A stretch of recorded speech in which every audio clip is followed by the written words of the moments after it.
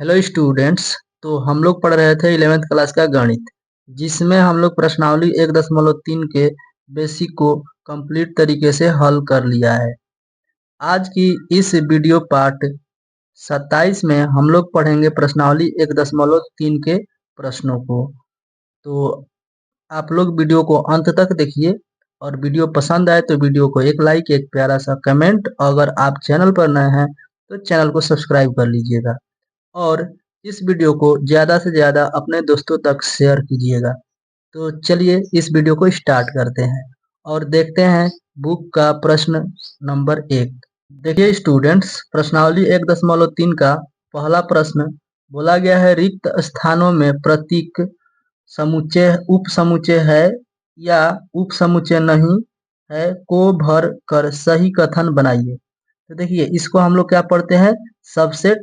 इसको सबसेट नहीं है, ठीक है।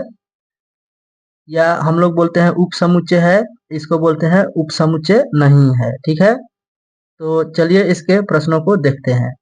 देखिए ये है पहला प्रश्न, जिसमें हम लोगों को दिया गया है यहाँ पर खाली स्थान, और इसमें से कौन सा प्रतीक इसमें भरा जाएगा ये बताना है। तो देखिए 2, 3, 4 जो अवयव इसमें है, इसमें से लेकर के बनाए गए हैं कि नहीं बनाए गए हैं। देखिए देखिए 2 इसमें है तो ये भी है, 3 भी इसमें है, और 4 भी इसमें है। यानी इसी के सारे अवयव इसमें है, लेकिन इसके सारे अवयव उसमें नहीं है। इसके सारे अवयव तो इसमें है, लेकिन इसके सारे अवयव इसमें नहीं है। इसका मतलब हम कह सकते हैं कि ये जो है समुच्चय इसी के अवयवों से बनाया गया है, तो ये छोटा समुच्चय हो गया, अर्थात यह उप समुच्चय हो गया। इसका मतलब इसमें कौन सा साइन भरेंगे, तो हम लोग ये साइन भरेंगे, ठीक है। तो यहाँ पर हम लोग इसका यूज करेंगे, ठीक है। आइए पहले का दूसरा प्रश्न देख लेते हैं। पहले का दूसरा है, समुच्चय ए बी सी खाली स्थान समुच्चय बी सी डी।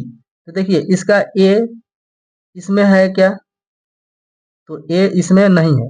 इसका मतलब यह जो है इस समुच्चय का उप समुच्चय नहीं है। तो हम लोग इसमें कौन सा साइन भरेंगे, तो इसमें हम लोग भरेंगे इस वाले साइन को, यानी उप समुच्चय नहीं को भरेंगे, ठीक है। तो इस तरीके से लिखेंगे, ठीक है।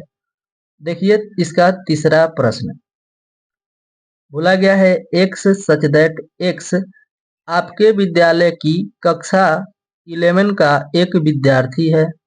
खाली स्थान एक्स सच दैट एक्स आपके विद्यालय का एक विद्यार्थी है। तो देखिए यहाँ पर बोला गया है आपके विद्यालय का एक विद्यार्थी है, मतलब आपका जो भी विद्यालय है तो उसमें तो क्लासेस होंगी, पहला क्लास से लेके 12th क्लास तक आपका जो स्कूल होगा इसमें आ गया। मतलब ये समुच्चय जो है आपका स्कूल है, और उसी स्कूल में तो क्लास 11th आता होगा, मतलब कक्षा 11th इसी में आता होगा, इस विद्यालय में जो 1 से लेकर 12 तक है, उस विद्यालय में ही आपका ये कक्षा 11 भी आएगा।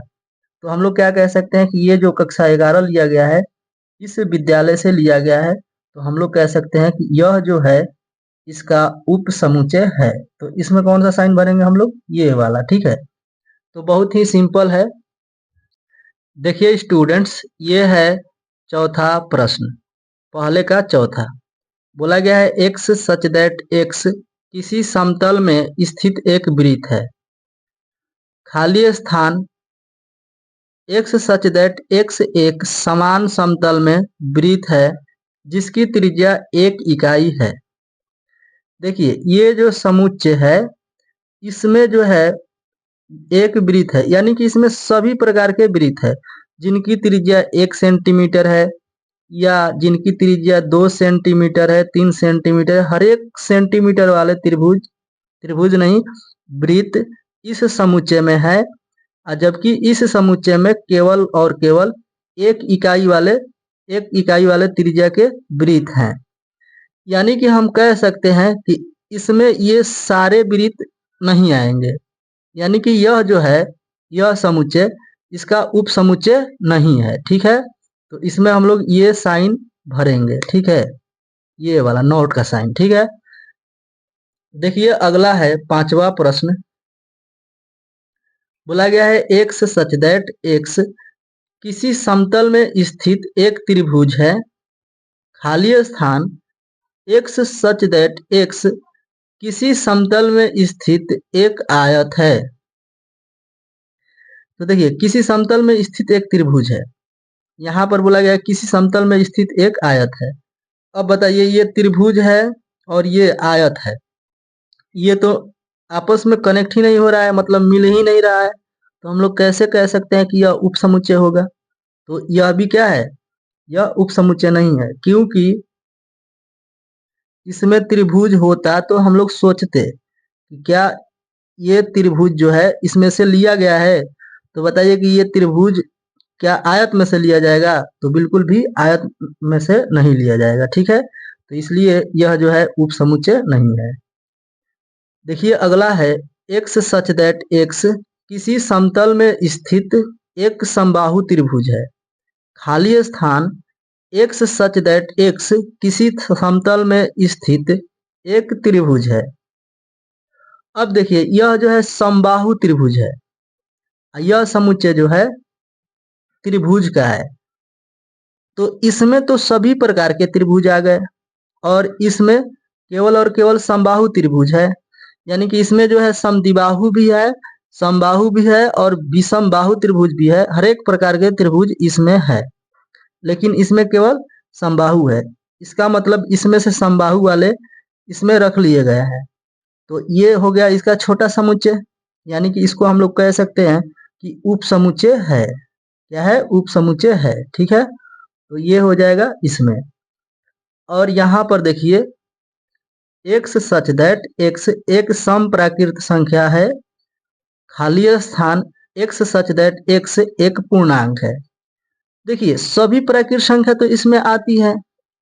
पूर्णांक तो आप लोग जानते हैं ना, जिसमें 0 भी होता है, 1 होता है, 2 होता है, 3 होता है, डॉट डॉट डॉट सभी संख्याएं होती है, प्लस की और माइनस की भी होती है, ठीक है। माइनस वाली संख्या भी होती है इसमें अनंत तक, ठीक है। तो इस तरीके से यानी पूर्णांक में ये सभी समप्राकृत संख्या आ जाएंगे। समप्राकृत संख्या कहने का मतलब है 2, 4, 6 डॉट डॉट डॉट, तो ये हो जाते हैं समप्राकृत संख्या। तो देखिए क्या ये सभी संख्याएं इसमें नजर आ रही है? तो 2 आ रहा है, फिर उसके बाद 4 आएगा, फिर 6 आएगा। तो बिल्कुल ये सभी के सभी इसमें हैं। तो हम लोग क्या कह सकते हैं, ये जो है उपसमुच्चय है, ठीक है।